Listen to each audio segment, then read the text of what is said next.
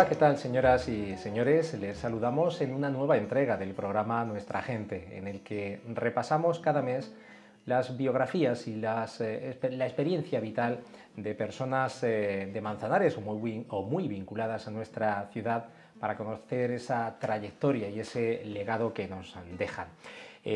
Vamos a recibir hoy en el programa Nuestra Gente al último molinero, así como lo oyen. Fue la última persona que estuvo regentando y llevando el negocio de uno de los molinos de agua del río Azuer. Damos la bienvenida a Alfonso López Villalta Condés. Alfonso, muy buenas tardes. Buenas tardes. El último molinero. Pues sí.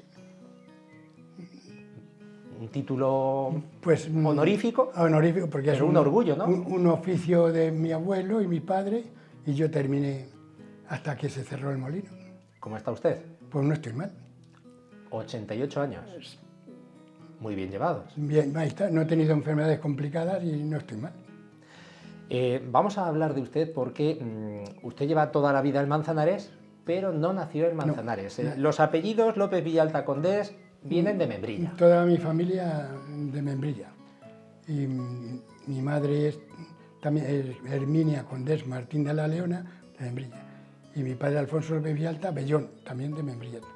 Y nací en la calle El Papa, en Membrilla, de la casa de mis abuelos, que eran panaderos, y con 5 años ya nos vinimos a Manzanares a vivir, porque mi padre tenía que venir al molino a las 5 de la mañana, lo que sea, y no había ni bicicletas, ni vehículos para venir, y tenía que, mi abuelo era tratante, tenía mulas, yeguas y caballos, y venía una yegua y un caballo montado al molino.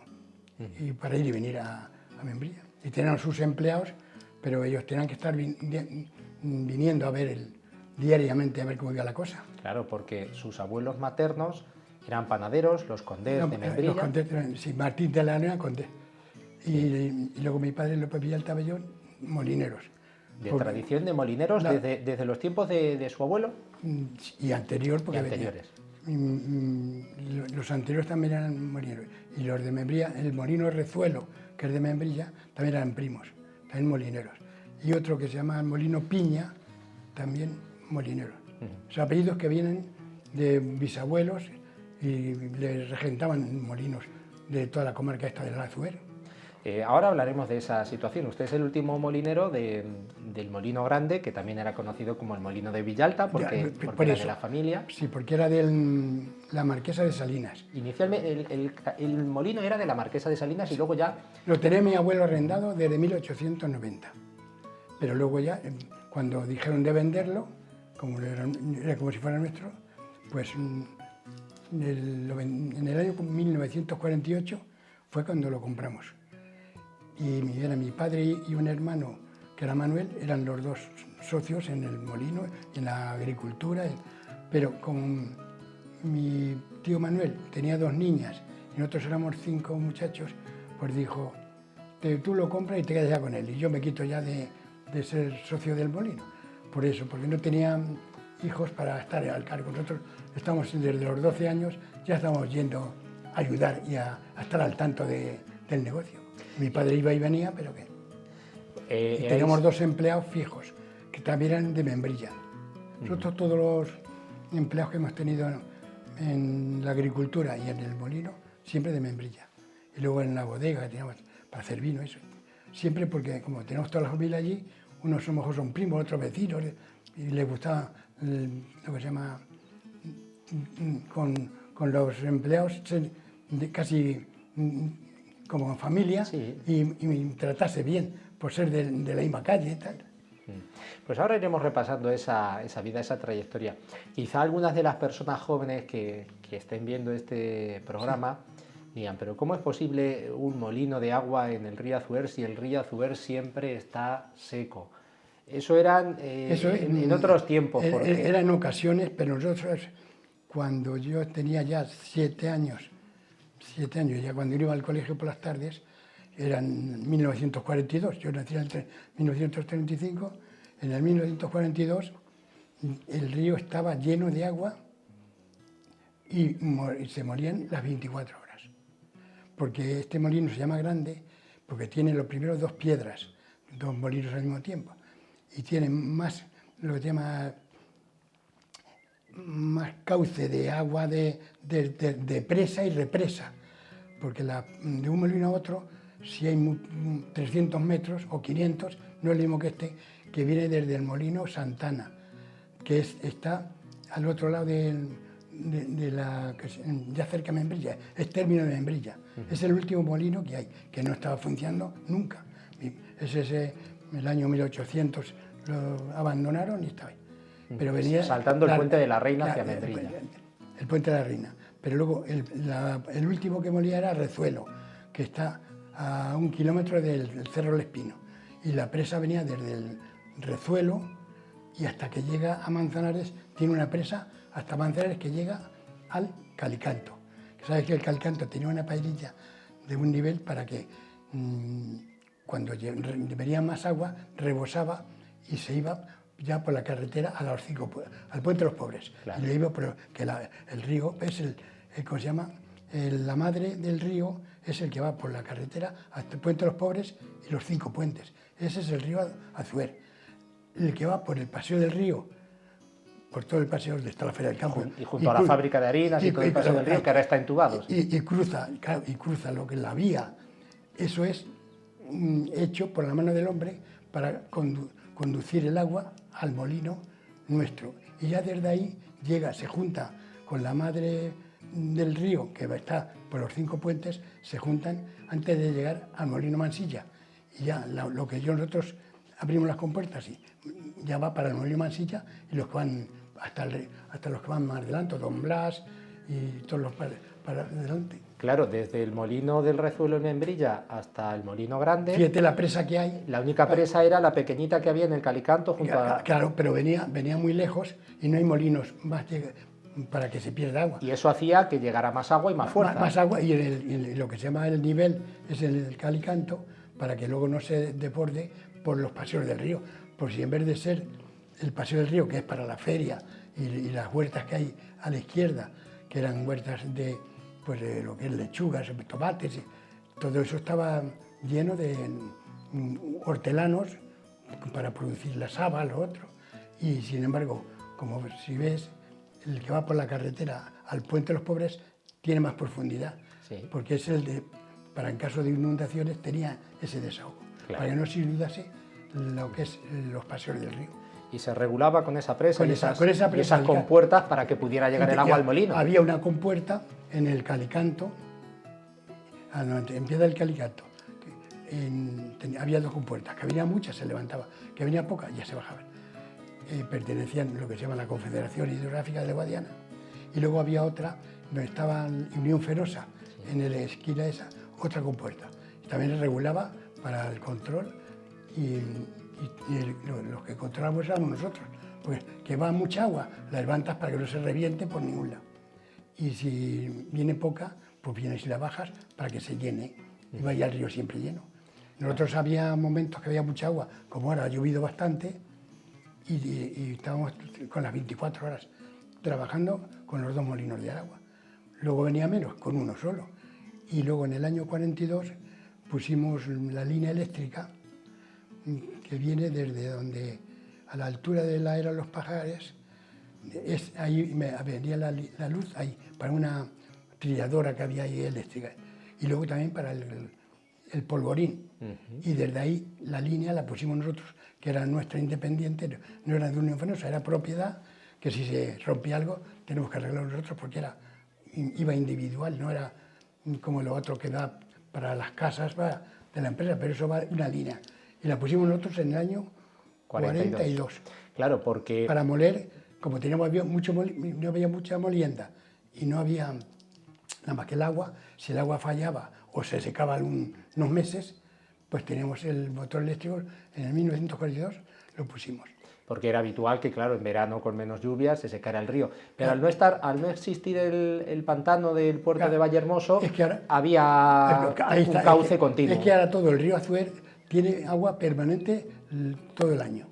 Llueva más o llueva menos, tiene que se llama un caudal siempre que el río viene desde Villahermosa, que nace, viene hasta Daimiel, que no termina.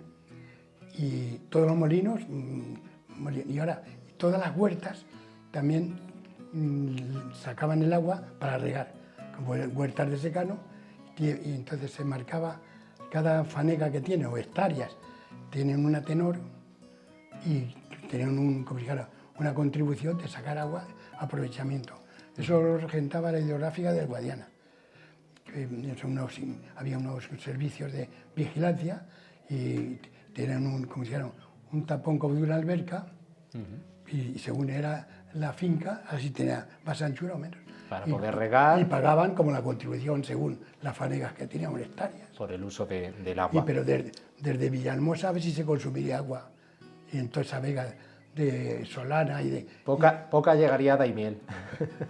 Ahí va ya, desde el molino nuestro hasta allí, todas las huertas que hay por otros que son casi 20 kilómetros.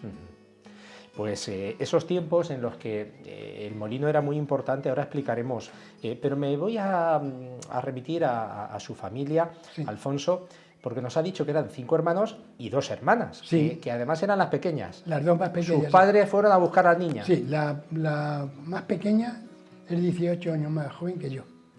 Yo tenía, pues,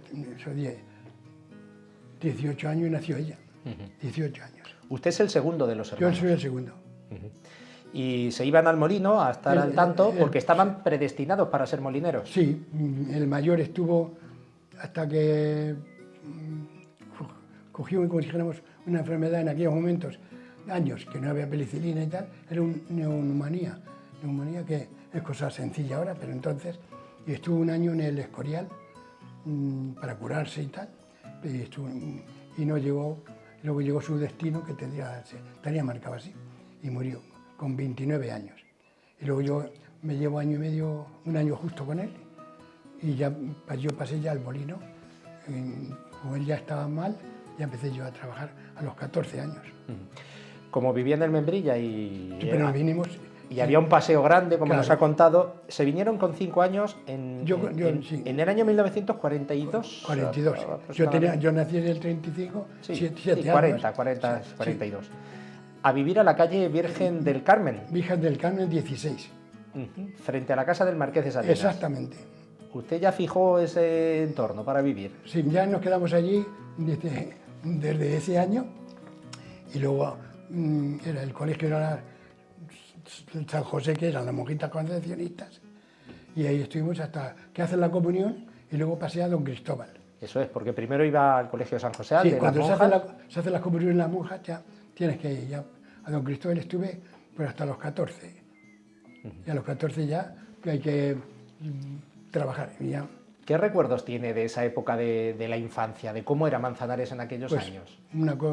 Pues muy tranquilo, porque mira, donde nos criamos, luego estaba el castillo, que el castillo era la explanada, donde está el aparcamiento ahora, esa era donde jugamos todos de esos 14 años y que hay que jugar a la pelota, y allí en aquella zona jugábamos, y había tranquilidad porque no había coches, 4 carros que venían luego de la quintería o del campo, y ya está. Y al final usted se hizo pues ya vecino de San Blas. Pero vecino. Y de hecho le reconocieron hace unos años la Asociación de Vecinos. Pero te he traído para que veas. Y nos hemos quedado siempre allí, más luego, claro, ya cuando ya me casé, tuve que... Dice, ¿dónde vas a donde dice tu mujer? Y nos casamos. Pero luego he seguido vistiendo todas las tardes, ya casado y eso, porque teníamos la agricultura y la bodega en la calle del Carmen. Y mi padre murió joven, pues, y mi madre, y tenemos bastante movimiento del campo y de la bodega. Y como yo era el mayor y los demás estaban, las 2 hermanas profesoras, y otro hermano en Madrid, otro en La Coruña. Y quiere decir que el que estaba más libre era yo, porque por la mañana trabajaba en el banco, pero a las 4 ya estaba en el negocio de la agricultura. Claro. Sí, aunque no trabajes, pero sí que estar al tanto. En el negocio familiar. Sí. Usted se casó en 1965. Sí, en el mes de agosto. Con Catalina Fernández Pacheco Exacto, Condés. exactamente. También tenía descendencia. Sí, porque los abuelos de eran Membrilla. primos. Los abuelos eran primos. Y eran también, su abuelo era también panadero. Y ese estaba trabajando en la fábrica de harinas. Pero en vez de para venir de Membrilla, pues luego vino y se vino a vivir a la calle San Isidro, para no tener que venir todos los días. Entonces, ¿su mujer también vivía en la calle San Isidro o en la calle del Carmen? Porque, no, mi mujer vivía en la calle del Carmen 6. O sea, eran vecinos. Y nosotros 16. De esta coincidencia, que luego yo me fui a la mili y luego ya vengo y me hice novio, pues ya con 24 años, que no es porque era vecino y de ir a la monjita al colegio y eso de pequeños, pero fue que coincide así y hasta que no vine a los 20 y tantos años no me hice novio.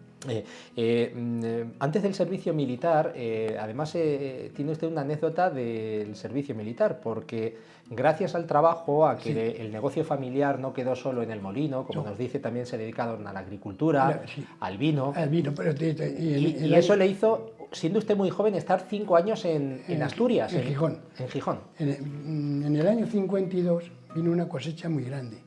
Y al venir una cosecha muy grande, nosotros el vino lo vendíamos a los exportadores de Manzanares, que sabes que había aquí 40 exportadores que iban en cubas y lo vendían, pero la mayoría eran cubas para Andalucía, y no había embotelladoras ni todo eso, más que en cubas.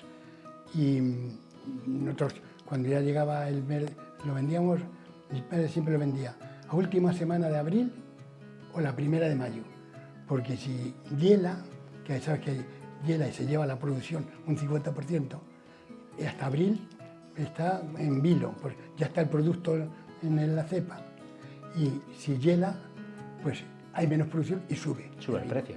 Y la primera de mayo también puede dar una vez, pues espera, y cuando da el 8 de mayo, si no, ya no va a subir el vino, pero si hiela, sube, y entonces estaba el vino, por ejemplo, a 3,50.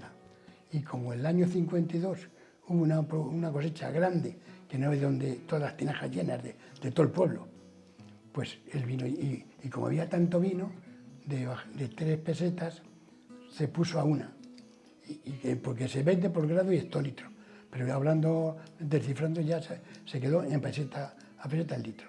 Y claro, eso era una merma importante. Y teníamos bastante cantidad, porque tenemos nuestras fincas, y una hermana de mi madre que vivía en Gijón, que son de Membrilla igual, pero estaba el marido allí, gerente en una fábrica de vidrio, y dice, el vino no lo vamos a vender, de que he visto en el periódico Lanza, que tenía estado al corriente, que ha bajado un disparate, dice, mi padre, yo no lo vendo a ese precio, ahí, a ver cuánto llegue la vendimia, a ver qué ha pasado. Y dice, lo llamó por teléfono, ¿quieres que cojamos un almacén que hay en la calle La Merced, aquí en Gijón, que son de Valdepeñas y han dado quiebra, fracasado? ¿Quieres que nos quedamos con los 2 empleados y traemos vino para acá? Dice, que aquí tienen la clientela ya hecha, los 2 empleados. Y dice, mi padre era de los que dice, tira para adelante. Y eso fue en el mes de junio, y en julio ya había el pintar el almacén y tal, pues estaba un poco abandonado, y los 2 empleados. Y en el mes de julio ya tenemos allí, se llama, entonces se llevaban, no como ahora, que hay cisternas de acero inoxidable de 38.000 litros. Entonces eran vagones de 10.000 litros. Lo llevaban en tren. Pero primero llevamos 15 bocolles, que son de 700 litros, 15 bocolles para tener el bocoy para descargar luego los fudres, porque luego 35 de estas cubas que hay ahora en los bares, que ponen así como mostrador, y para una mesa. Sí. De esas compramos 35, que son otros 10.000 litros. Y un vagón, y a los 8 días otro vagón de ya vino en madera. Y luego el siguiente, ya tenemos allí 20.000 litros en las cubas y los bocolles. Y ya empezaron a vender.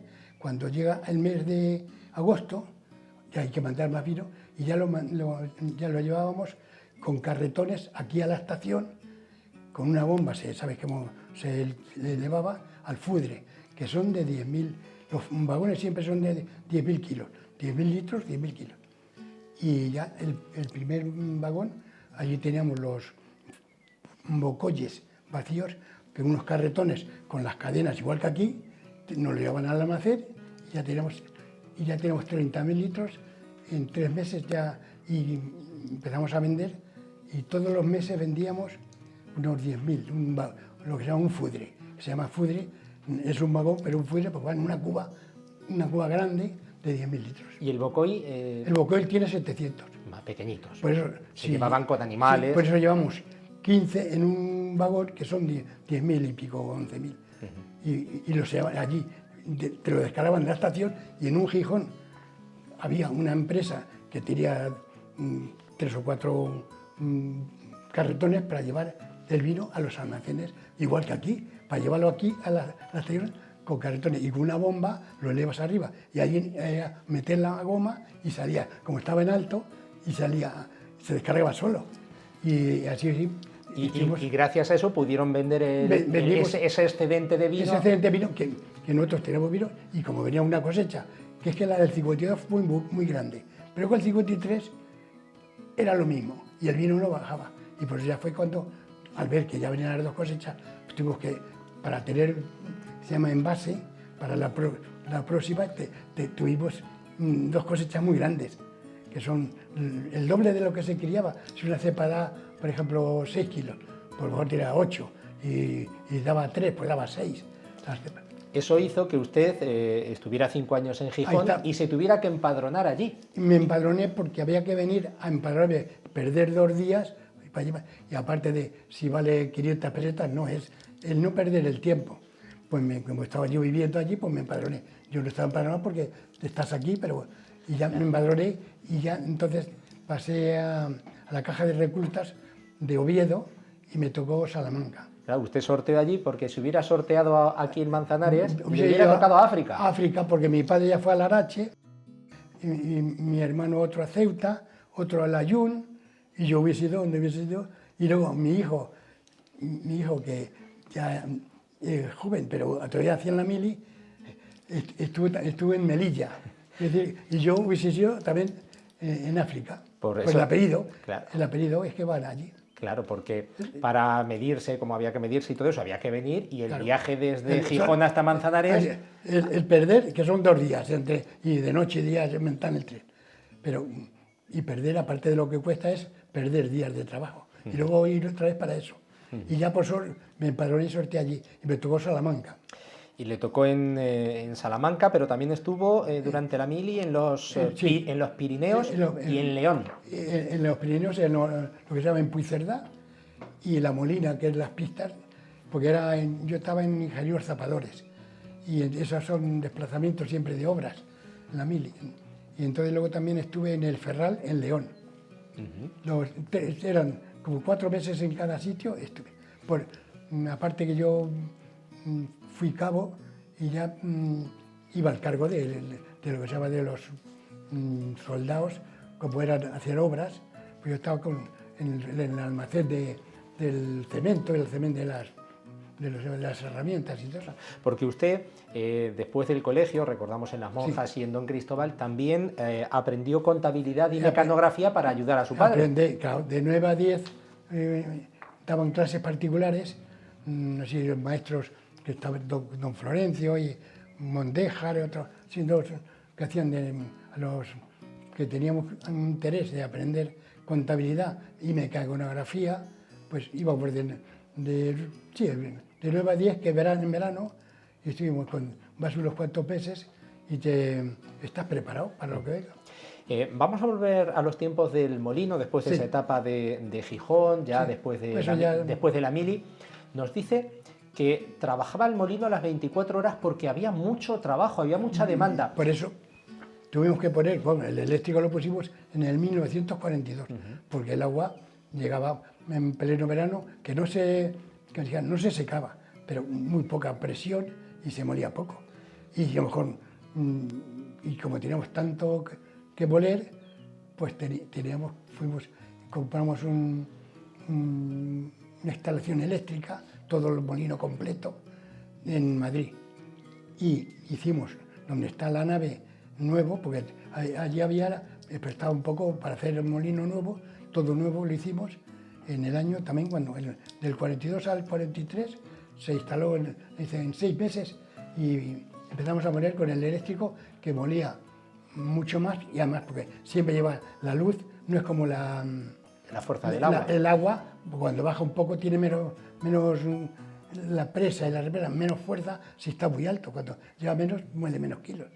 Y esa molía a lo mejor con el agua 200 kilos y con eso 300 o 350 a la hora. Fue una buena inversión. Y como tenemos siempre todos los días que unos 4 y 5 mil kilos que moler, pues tenemos que resolver el problema para los ganaderos, para las vacas y luego las harinas de trigo de los agricultores.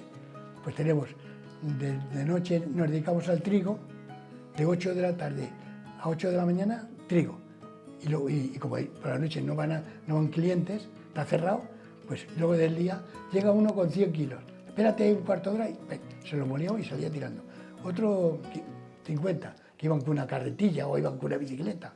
Y los que iban para el campo, los agricultores, iban siempre pues, con 200 kilos. Es que voy al Torreón a sembrar o a rejacar la finca o tal, y a las 6 vengo por él.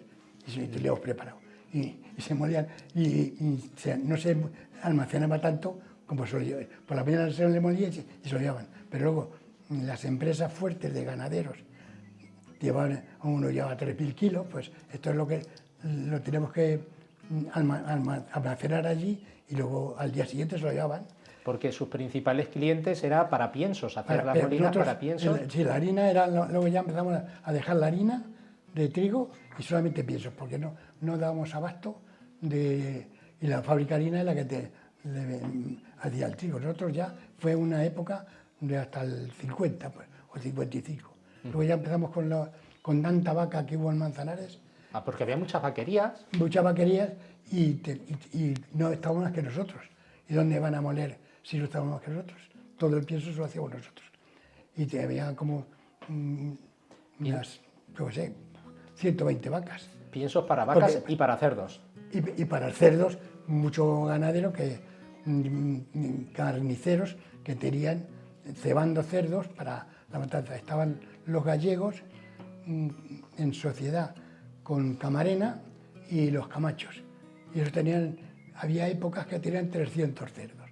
Luego todo el año tenían 100, pero cuando llegaban encontraban una oferta buena, pues compraban y algunos hasta 300 cerdos, que hay que echarle dos veces la harina de cebada, porque no se le echa, tiene que ser en harina y se le mezcla el salvado, que es la cascarilla del trigo, y es un producto muy bueno para que salga luego buen tocino y buenos jamones. Claro, porque ¿qué tipos de piensos molían? Porque nos ha dicho antes el trigo, que eran para las harinas comestibles. Sí, eso es comestible para los panaderos. ¿Y también para la de gachas, harina de pitos? No, la harina de pitos la hacíamos en el mes de agosto. Como tenemos ya 2 molinos, si había agua, en el molino del agua, habiendo agua, la hacíamos porque el agua no es como la luz, que está más al tanto, porque una se va con más presión o menos, pero el agua siempre lleva la misma línea. Y la luz tiene que estar más pendiente por si o se funde un plomo o tal cosa. Y la hacíamos casi siempre mientras había agua, con el agua. Y si no, luego tenemos preparado lo mismo la luz con sus cedazos. Hay que hacer la harina pitos, es comestible, todo lo que es comestible tiene que pasar por la máquina que es el cedazo para los salvados que van a la parte para los animales. Y salían harina fina y hacíamos 10.000 kilos. Nosotros hacíamos en el mes de agosto siempre 10.000 kilos, que la hacíamos envasada en sacos de yute de 50 kilos. Y los tenemos almacenados, porque luego ya empezaba septiembre para la vendimia, que es cuando se vendía. Y lo distribuíamos a tiendas pequeñas, que entonces no había supermercados. La más importante fue Juanito, que era tienda, pero es el que más vendía. Comercial Juanito, que luego puso supermercado Juanito. Pero todas las tiendas, cuando veníamos del molino con 20 sacos, que son 1000 kilos, o de 50, a cada tienda, y cuando llegaba a partir de agosto, en vez de llevarlas al almacén a mi casa, íbamos por las tiendas, un saco a cada uno. ¿Y repartíais con carro, que teníais que llevar la harina tapada con un toldo? Teníamos un carro con toldo permanente, porque si la llevas en grano y se moja, ya no se puede moler, está húmedo. Y cuando viene la harina, pues se amasa. Un carro con toldo permanente. Y lo tuvimos el carro, pues teníamos uno permanente y otro, cuando hacía falta, otro más, para acarrear, para transportarlo a lo que es al pueblo, para el que no tenía vehículo, para ir. En mi casa teníamos un almacén. Y en Membrilla también tenemos a los empleados, a las mujeres, tenían también allí 2 despachos de piensos y harinas, de lo que se llama de pitos y de todo. Y se ganaban las mujeres un sueldo de los empleados nuestros. Y le arregló mi padre allí una habitación y les puso una báscula y eso para... Teníamos que tener todas las semanas también, pues 1000 kilos o 2000 para Membrilla. También yo recuerdo del molinillo de la sal, también le llevaban. Ese molinillo de la sal también se llama Condés, pero es pariente, es primo hermano de mi mujer, y también se dedicaban a vender harinas. Y él decía la sal, vendían la sal, que era la sal para los animales, que llevan esa piedra de sal para las mulas y lo que se llaman las vacas, y sal para repartir a las tiendas, para las matanzas, y a los carniceros era el almacenista de sal, el que de Escala. ¿Y uno de esos carros fue el que luego se llevaron al museo de Tomelloso, al museo del carro? El museo del carro, como ya se empleó para la agricultura el tractor, nosotros ya tenemos carros y galeras y todo eso, pero ya lo dejamos. Y entonces vinieron una comisión que estaban haciendo un museo del carro en Tomelloso, y era en un bombo que estaban haciéndolo de esos de piedra. Y vinieron que si teníamos algún carro, y nos visitaron, y estaba mi madre, y dice, pues luego mira, y pasaron, tengo una tartana y un carro lo que nos ha quedado, lo demás lo hemos quitado porque ya habíamos comprado un camión para transportar las cosas más rápidas. Y entonces vieron, y dice, pues la tartana y el carro, que vamos a venir a por ellos para inaugurar el museo. Cuando queráis, y nos lo dijo mi madre, y dice, pues bueno, fue como dijéramos, donaos para la exposición. Era una época que había muchos molinos, hemos citado en el río Azuer, el del Rezuelo, el Molino Grande, los más... Sí, los que trabajaban eran Rezuelo y nosotros. Los demás estaban abandonados. Y usted fue molinero desde los 15 años hasta los 40 más o menos, 25 años de molinero. Sí, porque son 25, porque yo trabajaba en el banco, cuando ya pasé al banco, como nos mandó la Organización Mundial de la Salud un decreto, una circular, que todos los molinos maquileros, harineros de España se cierran al público. Y luego llevaba una coletilla de letra menuda, tienen 10 años para cambiar de actividad. Entonces, como ya sabes que vas a estar trabajando 10 años. Eso fue el 65. Y el 75, el día tal, llega la orden que ya hay que cerrar la llave y no abrirla más. Y ya está. Para poder tener el molino, pero no trabajar al público. Imagino que fue un mazazo, ¿no? Cuando llega la Organización Mundial de la Salud que dice que tienen que cerrar todos los molinos. Pero todos los molinos de España, ¿no? Todos los que le dan al público. Imagino que fue un jarro de agua fría para la familia. Pues un mazazo. Pues yo entonces ya me preparé en el 60, eso nos lo dijeron en el 65. Pues ya empecé a prepararme y ahí me informé que en el Banco Central había demanda de empleados por toda España. Pasé al Banco Central, me dio una circular, la rellené y una solicitud a los 3 meses me llamaron que fuera a Ciudad Real al examen según había sido solicitado. Me examiné y estamos en un salón 60 por lo menos. Y de los 60 aprobamos 48, era escribir a máquina tantas pulsaciones, luego un dictado de un folio escrito a mano, no de máquina de escribir, luego otro examen, las pulsaciones de máquina de escribir, pero el dictado de la máquina para ver qué caligrafía tenía y faltas de ortografía. Y luego un psicólogo te pasa a una habitación de uno en uno, te va haciendo unas preguntas políticas y de cultura y tal, y ya está. Luego ya lo llamaremos. Le mandarán una carta según la aprobación, si ha aprobado y tal. Y a los 3 meses ya estaba aprobado. Y venía puesto, cuando ya me dijeron que dónde quería trabajar, dónde me interesaba. Y yo digo, pues preferencia Manzanares o pueblos limítrofes. Porque si yo me interesa ir a Barcelona o a Madrid, pues había plazas por toda España. Y yo dije, como tenemos nuestro negocio y el molino todavía seguía trabajando, pues por las mañanas yo estaba en el banco y a las 4 estaban los empleados allí, pero yo a las 4 ya iba al molino. Hasta las 9, a las 8, por ahí.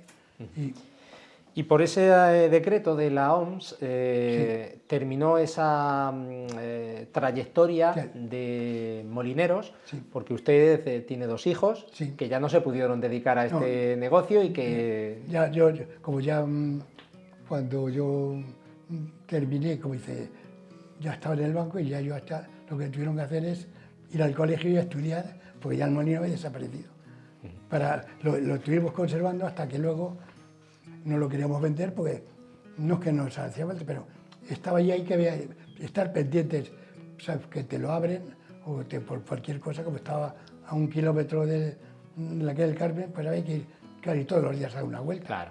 Y no nos hacía falta porque tenemos mucha extensión de corral, teníamos lo que se llama 2.400 metros, la casa del Marqués de Salinas que compramos, y teníamos anchura para tener todas los tractores y el camión que teníamos, la tartana que teníamos de recuerdo, pero luego el coche, había mucho local y por eso no queríamos venderlo, pero llegó un señor que había en aquellos momentos un interesado que era Giraldo, Juan Antonio Giraldo, que quería comprar una cosa emblemática para poner una exposición de pintura itinerante de él y de sus amigos y amistades y tal. Pues allá había muerto mi padre y mi madre dijo, ya lo dirá a los hijos y a ver qué pasa. Al día siguiente fue, le dice, bueno, pues, lo ajustamos, como era para poner, como igual que está ahora, una exposición para el pueblo, pues bueno, nosotros lo tenemos blanqueado, igual que todos los años, ha dado una vuelta siempre blanquito, como está ahora, que ahora lo están pintando esta semana pasada. Y nos siempre blanqueado por estar allí trabajando todos los días, bien curioso. Y pues se quedó, entonces él lo abandonó un poco porque no se dedicó, porque ya se fue a Canarias, Giraldo, y salió a concurso las catedrales de Canarias y todas las cosas históricas, y se encargó él de hacer las vidrieras de las iglesias y todo eso, como se dedicaba, y esculturas. Ya estuvo unos años sin venir al molino y le dejó la llave a una que tiene vecina que estaba allí de chatarra, le dio la llave para que se lo cuidara. Y si tú le das a una que tiene un negocio de chatarrería, y allí había cobre y hierros, pues los motores desaparecieron. ¿Quién se los llevó? Al no estar allí, cuando él vino un día, dice, han desaparecido muchas cosas. Dice, pero si le has dado la llave, ¿a quién se la has dado? Para que te lo cuide, de casera. Pero bueno, se fue deteriorando con el molino. Al no blanquearlo y abandonado, pues se fue un poco deteriorando más de la cuenta. Claro, porque la cal, que ahora cada vez hay menos, protege, la cal protegía de la humedad, claro, protegía los muros pero de tierra. Si te tiras 10 años sin blanquear y si las ventanas abiertas, lo otro. Pues los tejados. Los tejados pues van desplomando y así. Y luego ya también pues el hecho del río, de no pasar agua. Ahí está. El río, como ya hicieron el pantano en el de Vallehermoso, que es el que permanente, es el que llena el pantano. Que este año pasado, que había sequía, y en pleno verano estaba casi lleno. Sí, es Que, verdad. si tú te has pasado también por Sí, allí, yo he pasado en verano 2 o 3 veces, que he ido a Infantes, y estaba casi siempre lleno. Con lo cual entra agua. Porque todo el agua que entra es del río Azuero, que es que por eso no faltaba en verano. Lo que pasa es que tanta se consume en las huertas desde Villahermosa, a ver cuántas hectáreas se regarán hasta que llega a Daimiel. Claro, claro. Ustedes vendieron el molino, que Sí. el molino lo compraron en 1948 48, a la marquesa de Sí, Salinas, sí. y lo tuvieron hasta 1975 después de morir su padre. Su padre Ahí está. murió en 1971. Exactamente. Y una vez vendido el molino en el 75, ¿cómo veía usted cuando veía que se deterioraba, que se iba perdiendo? ¿Cómo dice? Porque era parte de su vida. Se ponía mal cuerpo y se quedan las lágrimas. Ver lo que yo había vivido toda la vida, una cosa de encanto, lujoso, que lo tiró vosotros y con su maquinaria, y verlo deteriorado, ya no voy a pasar más por allí. Porque me gustaba ir a lo primero, pero luego ya, cuando lo vi no iba a dar una vuelta. Y de vuelta a su tierra, Giraldo decide donar el molino grande al Ayuntamiento de Manzanares, y fue la salvación. Entonces fui orgulloso de que vuelva a estar en el pueblo y bien cuidado.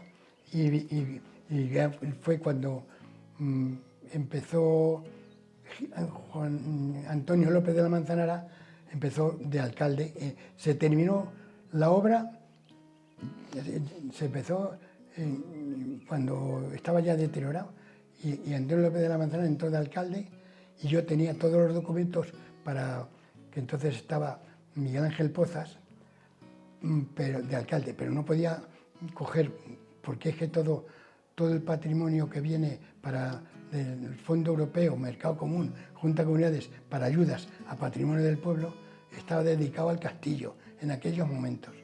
Y hasta que no terminó el castillo Hilario, no deriva, se pudo dedicar. y me dijo Miguel Ángel que el molino vamos a empezar cuando se termine. Y cuando ya Hilario ya terminó, ya le inauguró la cafetería y todo, pues ya, entonces ya vino Antonio López de la Manzanara, y fue cuando le llevé toda la documentación, y empezó él a construir ya el molino, levantar algo, y lo que se veía, el tejado que se había caído y lo feo que estaba. Y ya se terminó como Museo de Molino Grande, pues, Museo del Molino Grande. Y se inauguró ya el museo. Usted estuvo muy presente porque a usted le pedían consejo de cómo tenían que ir. Sí, yo desde que empezó la obra me dijo Antonio que si podía. Digo, yo estoy libre porque todas las tardes tú me llamas y voy. Dice, no, tú te llamo y te vienes con nosotros, Martín Gaitero y él, y estuvimos allí. Si duró la obra un año, yo cuando me llamaban íbamos para ver cómo van las cosas, colocarlas en su sitio, pues estaba todo destrozado. Toda la maquinaria. La maquinaria, acoplarla y ver cómo iban las poleas y las cosas para indicarlo. Y yo orgulloso de que volviera a estar como está ahora. De hecho, hay un vídeo que se pone a los visitantes donde sale usted. Ahí está, estoy grabado allí, en la nave segunda, allí, donde está el carro, la siguiente. Y estoy grabado, me grabaron allí en aquel momento, y luego ahí en la cuadra hay otro vídeo que están con clientes. Unos eran 2 vaqueros, para explicar un poco de lo que... Y otro, el agricultor Antonio Rodríguez de la Paz, que también me dijo, Óscar, que el que grabó, dice, busca unos clientes y busqué. Y una señora que también que iba con una carretilla, la mujer toda su vida, a Molera del Molino con una carretilla, que venía desde la Divina Pastora. Debe ser un orgullo muy grande el volver a ver el molino conforme está. Orgulloso por el volver a estar como estaba siempre el molino, blanco y con su maquinaria, que no se trabaja porque ya no hay que trabajar, pero presentable para que la vea el público. La lástima es que no pasa el agua ya. El agua le daba una gracia al molino lleno de agua y lo que se llama, y las ranas y lo otro, los pececillos que había, que nosotros teníamos un trasmayo, que cuando venía agua, echábamos un trasmayo y lo cogías, lo ponías por la mañana, y lo cogías a la noche, y siempre había pececillos. Y una vez cogimos 5 lucios, bueno, que se enganchan allí, 5 lucios que pesaban cada uno 3 kilos. Vaya. 3 o 3. Qué curioso. Que hubo una época que vinieron los lucios por el río Azuero, van en contra siempre de la corriente, pero cuando vinieron del Guadiana y llegaron aquí al molino, y ahí se quedaron. Se engancharon. Qué curioso, y además que lo han pintado muchos pintores en el molino. Todos los pintores de Manzanares, desde que yo estaba allí con 14 años, ya iban yendo los primeros pintores que había en Manzanares. Ahora ya hay muchos, pero entonces había Iniesta, luego también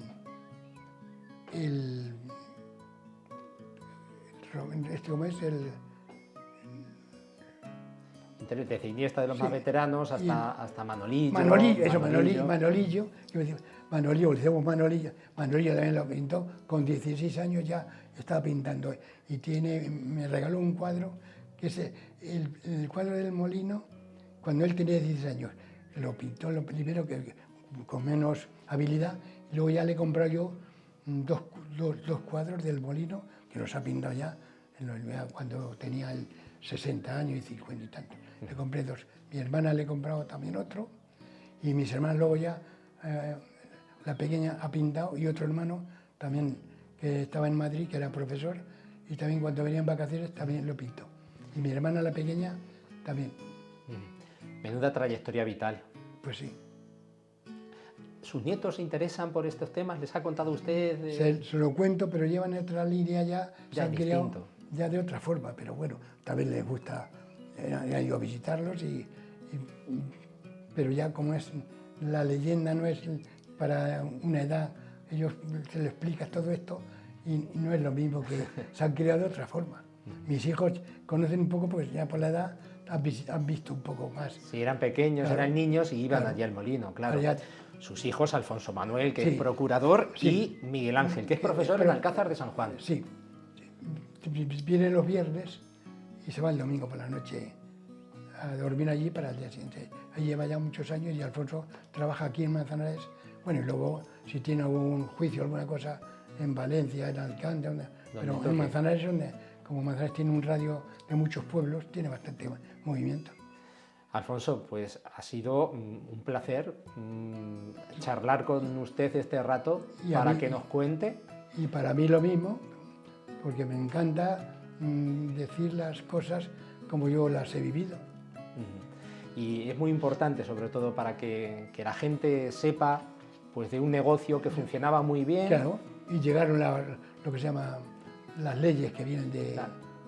Y que bueno, tuvo que cambiar, tuvo que transformarse, como ha ido cambiando la vida. Cambiar de actividad. Pero es un testimonio muy importante como el último molinero para que nos cuente pues, esa historia. Ahora podemos visitar el Molino Grande como museo. Ahí está, y estamos muy contentos de que se mantenga para el resto de la vida, que fue del Molino Grande y de Villalta. Eso es, el molino de Villalta. Es siempre el molino de Villalta, porque vaya. Eso es, pues ahí queda ese pozo también y ese legado para Manzanares. Para los restos. Alfonso, muchas gracias por ser parte de nuestra gente. A vosotros por la atención que habéis tenido de llamarme.